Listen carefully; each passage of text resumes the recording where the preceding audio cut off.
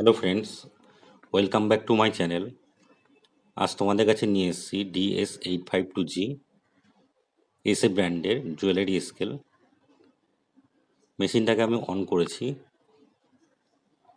মেশিনটাতে problem তোমরা দেখতে পাচ্ছ যে লোড 200 এই লেখাটা আসছে। এই মেশিনেরই রিপেয়ারিংটা আজকে তোমাদেরকে দেখাবো। ভিডিওটা স্কিপ না করে অবশ্যই পুরোটা ভিডিওটা দেখো। আশা করি ভিডিওটা ভালো লাগবে। তো ভিডিওটা আমি শুরু করছি, সঙ্গে থেকো। মেশিনটাকে আগে প্রথমে কি করতে হবে, ওপরে যে প্যানটা আছে ওটা খুলতে হবে। তারপরে পেছন দিকে 4টে স্ক্রু আছে। এই 4টে 1 2 3 4 এই 4টে স্ক্রুকে ওপেন করতে হবে। এই 4টে স্ক্রু খোলার পরে এর সামনের যে পোর্শনটা আছে এই পোর্শনটা ওপেন হবে। তো এখানে দেখা যাচ্ছে ভেতরে সার্কিট সবই দেখা যাচ্ছে। এখানে কিপ্যাডের যে জ্যাকটা আছে ওই জ্যাকটাকে আমি খুলে নেব।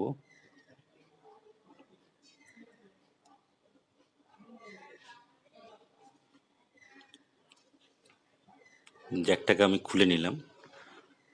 এবার মেশিনটাকে আগে অন করি।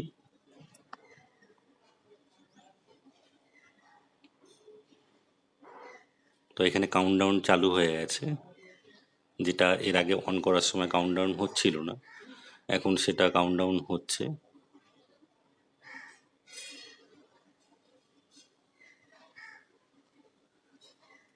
এখানে আন্ডারফ্লো দেখাচ্ছে, মানে আমি যেহেতু উপরে প্যানটাকে লাগাইনি তার জন্য এটা দেখাচ্ছে। প্যানটাকে লাগালাম, লাগিয়ে এটাকে আবার অন করলাম। তো মেশিন আবার কাউন্টডাউন হচ্ছে।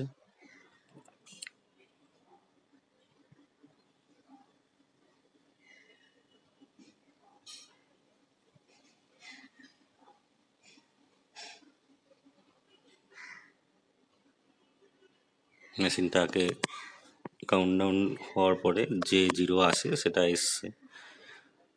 বন্ধুরা, তোমরা বুঝতেই পারছো যে প্রবলেমটা কোন জায়গাটাতে।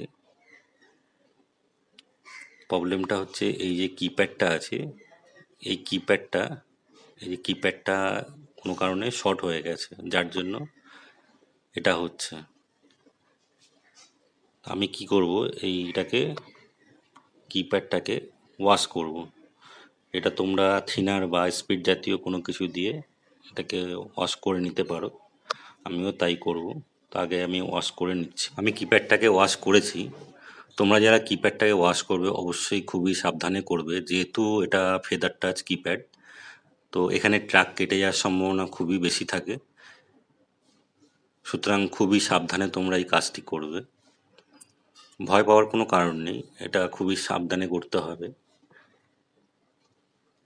আমি এটাকে করে নিয়েছি। এখানে দেখতেই পারছো যে আমি এই স্টিকারটা প্রথমে তুলেছি, তোলার পরে এখানে যে কিপ্যাডটা রয়েছে ওটাকে আমি ওয়াশ করেছি।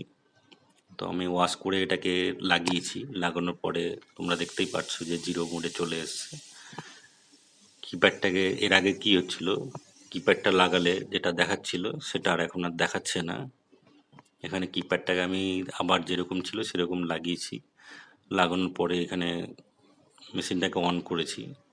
এখানে তোমরা দেখতেই পাচ্ছ যে জিরো মোডে চলে এসছে। একটা ওজন দিলাম, ওজনটাও নিচ্ছে।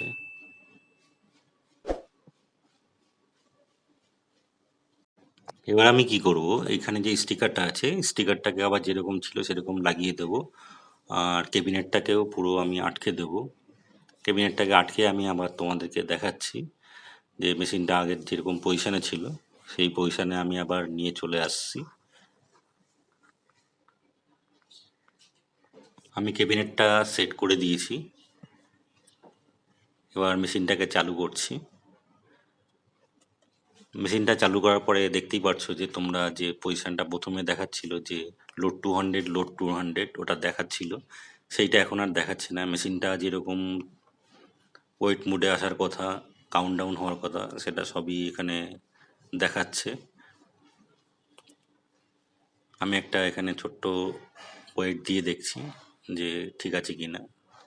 দেখতেই পাচ্ছ যে তোমরা ওয়েটটা দিয়েছি ঠিক আছে।